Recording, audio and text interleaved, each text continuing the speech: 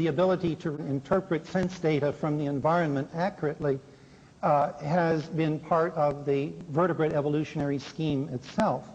We find it perhaps most highly developed in the human species, but it certainly exists in our primate cousins as well.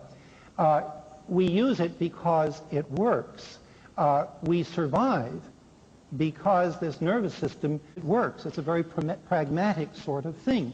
And indeed, one of the famous philosophers of science, Karl Popper, has himself developed a theory of epistemology, a theory of knowledge, in which he accounts for these meta-theories themselves in terms of evolution, that there is sort of a natural selection going on among philosophical systems. But actually, my answer is a very simple, pragmatic one. We use it because it works and allows us to survive. I think that the question points to a deep incoherence in the atheist point of view. Namely, if our beliefs are formed simply as a result of the selective advantage, that means that our belief-forming mechanisms don't aim at truth, they aim at survival.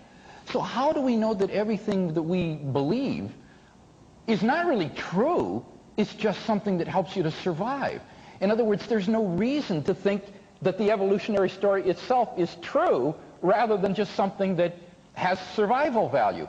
Worse than that, Mr. Zindler is a determinist, and therefore everything that he thinks is just like, say, having a toothache or growing a leaf.